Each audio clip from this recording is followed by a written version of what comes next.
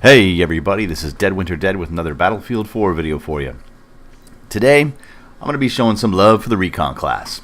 Now, I don't typically play Recon. I never really touch the sniper rifles or the designated marksman rifles. Usually when I play Recon, I play with a carbine and do kind of this, aggressive in-your-face Recon, more like an assault player, except with the Recon goodies. Now what you're looking at here is my typical Recon setup, the ACWR, with usually a laser sight, a suppressor, an angled grip, and a reflex sight. I also use C4 for vehicles, motion sensors for seeing bad guys before they come at me, the V40 minis because I can carry 3 of them, and as far as the field upgrades, I use a Spec Ops upgrade because you can. It really helps. As far as your loadout, you get more C4 at level 2, more motion sensors at level 3, and your spot time when you're spotted is reduced when you reach level 4. Now, as I've said before, I rarely, if ever, play Recon. I do enjoy the Recon gadgets. I think they've got some of the coolest gadgets and some of the most effective and helpful gadgets of all the classes.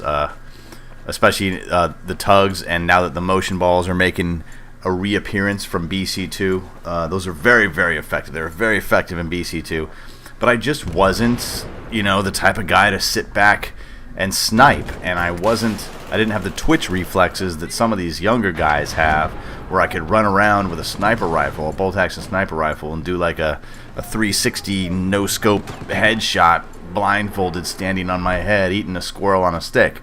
I just can't do that. That's not one of my things. But now that the Recon players can carry the carbines, it makes them a lot more accessible, and I've really been enjoying it. That's not to say that I'm going to switch over and play Recon all the time, but it's good to know that I can switch over and I can use the Recon class when I feel that it's necessary, especially if we're in a situation where I think extra spotting will really assist my team. Now here you can see I'm using the motion balls trying to get a beat on that tank. There's also an infantry player on that hill that I want to keep an eye on, and this is that cat and mouse game. If I have that motion ball down, I can keep an eye on the vehicles, play cat and mouse, bide my time, move up on them, plant that C4, and take out those vehicles.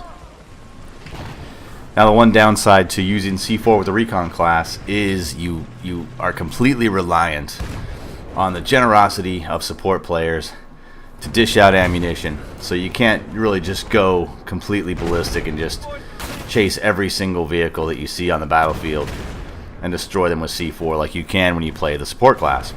Because obviously the one advantage of playing support, there are several advantages to playing support, but the one advantage in this particular situation is the fact that you can supply yourself with C4.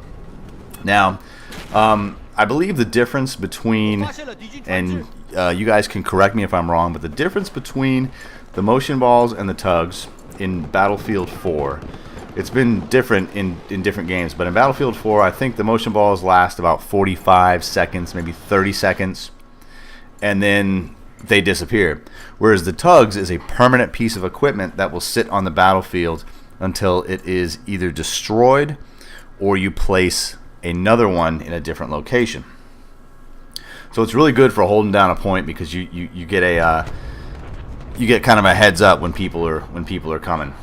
Except the one situation where you won't get a heads up is if you have an enemy player who is playing Recon, running the stealth field upgrades, and I believe the first level of stealth field upgrades allows you to walk and not be detected by motion sensors or tugs. If you sprint, you're detected, but if you walk, you remain undetected. So you do have to kind of watch out for that. You're not completely, all seeing and all powerful with those tugs or motion sensors. You can have players sneak past you if they are using that particular field upgrade. Here's just another, just chasing down vehicles. I got lucky there in the first part of that clip. He actually didn't see me. It's only one person driving this vehicle, and I got really lucky that he didn't spot me. But still, down he goes. Now, you're going to see this in several examples in the next few clips. On this particular map, the resort map, Conquest Large, the C flag is always hotly contested. And so you'll see that I use my tugs and place it near the C flag, and it gives everyone around me, all the friendly players, a pretty good bead on the enemy moving in on that large hotel structure, because that's a really hotly contested area, and it always seems to be like the center of action. In this particular clip, I'm taking advantage of the free ammo and equipment that our commander dropped there. I happen to just roll up to that crate and get some free equipment. I drop the tugs so I can keep an eye on people sneaking up on me, and I get a chance to take down another vehicle with more C4. Now, unfortunately, the crate disappeared, so I wasn't able to refuel myself or to resupply myself, but that's all right. Now, in this situation, this is pretty important. I know that this boat is here, but I make the mistake of shooting at the driver instead of shooting at the gunner. What I should have done, and what you should do in a similar situation, is get rid of the threat. The driver's not really a threat because he's driving. Sure, he can exit the vehicle and use his primary or secondary weapon to get you, but the guy in the gunner seat, he was the major threat, and I should have taken care of him first. But I simply respawned, and I went right back to the same spot, and the guy's mistake was that he just sat in the exact same position, and I was able to get the kill on him. What he should have done was he should have either relocated or gotten the driver's seat and moved that vehicle out of the way, and then gotten back in the gunner seat and used the gunner position to hose down the beach and take us all out. So to make sure that if you do kill somebody, realize that you're being seen on that kill cam. Don't just stand in the same spot and camp the same spot.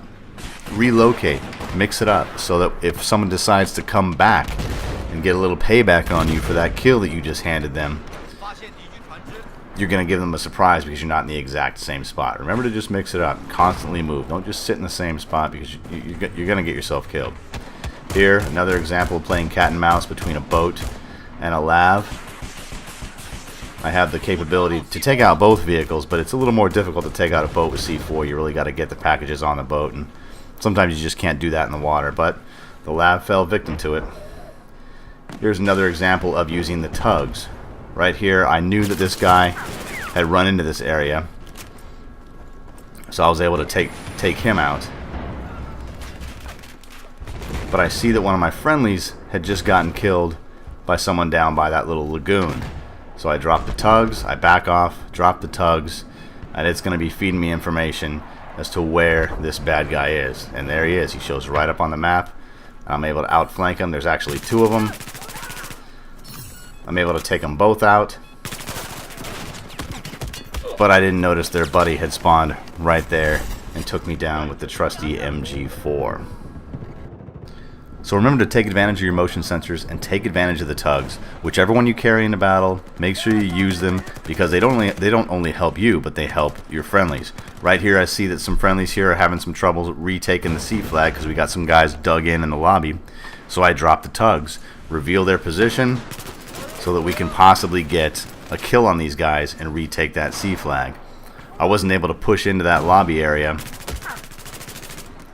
but I am able to use the rubble behind the lobby and kind of weasel my way through these cracks and get into the lobby area behind the bad guys. So remember to use the tugs, use the motion sensors. Again, the one advantage the tugs have over the motion sensor is that it is a permanent piece of equipment that will stay until it is destroyed or until you replace it with another piece of equipment. The motion sensors, you're able to carry, I believe, 3 of them, and with the Spec Ops upgrade, I believe it goes up to 6. But they do fizzle out after about 30 or 45 seconds. Now in this final clip, you've got another example of something that I preach about a lot. It's use everything at your disposal on the battlefield. Here I know the bad guys are going to be coming from B, so I hop in this Jeep, use the heavy machine gun mounted on top to try to keep their heads down. Now, I don't get a lot of kills. I think I only get about 3 or 4 kills on these guys throughout this run. But I am able to keep their heads down and keep them thinking about going after the friendlies who are trying to attack B. As you can see, there's some infantry over there. I've also got a couple of labs approaching B, trying to retake that flag, and this is the way that I can support them. I know the ACWR is definitely not going to reach that distance. I don't have any other equipment that's going to help me out at this distance, so I take advantage of this machine gun and keep these guys' heads down. Now it looks like they're trying to lob C4, maybe some rockets at my guys. And remember that even though suppression isn't as annoying as it was in Battlefield 3, it's still a factor on the battlefield. It does keep the enemy's heads down, and it does disorient them just a little bit. Anyway, guys, I hope you enjoyed this look at the new love I have for the Recon class. Go out and try it out for yourself. My name's Dead Winter Dead. Thanks for watching.